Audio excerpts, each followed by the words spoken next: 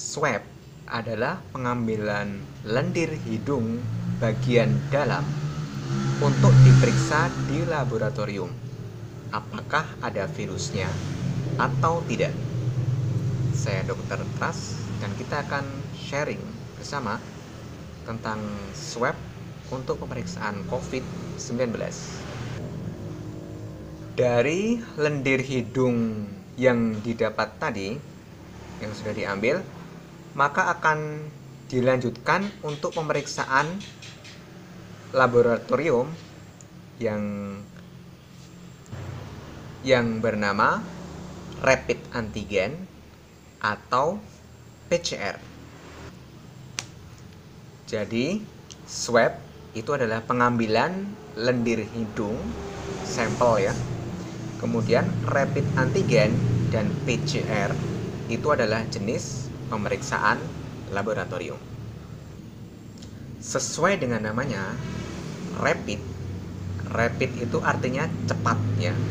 Jadi pemeriksaannya bisa dilakukan dengan cepat, hasilnya bisa cepat diperoleh, tapi kelemahannya dia kurang akurat. Berbeda dengan PCR. Kalau PCR, dia pemeriksaannya lama, mahal, dan akurat. Hal ini karena prosesnya cukup lama ya. Jadi prosesnya kira-kira menggandakan bagian inti virus beberapa kali, sehingga proses penggandaan ini yang butuh waktu lama, dan penggandaan ini yang membuat jumlah virus yang sedikit pun bisa terdeteksi, karena yang jumlahnya sedikit tapi digandakan bagian intinya ya, sehingga banyak kemudian bisa dideteksi oleh laboratorium. Lalu apa yang terjadi bila hasilnya positif?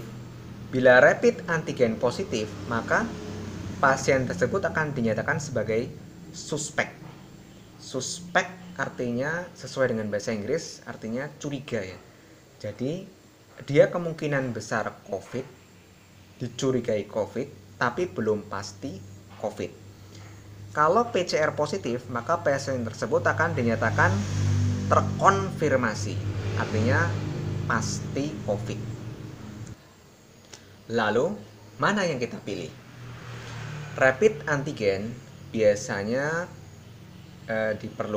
dipersyaratkan oleh anak-anak yang mau sekolah, kantor, atau pasien yang mau melakukan rawat inap. Jika kasus COVID-nya pas sedang tinggi, biasanya rumah sakit mensyaratkan itu.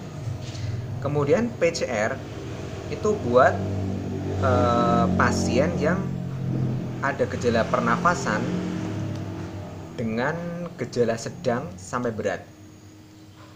Gejalanya biasanya sesak dan kadar oksigen di tubuh itu turun. Jadi pasien yang seperti ini dia harus benar-benar dipastikan apakah COVID atau bukan, karena obatnya akan diberikan, obat COVID akan diberikan sesuai dengan hasil PCR agar pengobatannya benar-benar tepat. Oke, sekian. Jangan lupa pakai masker.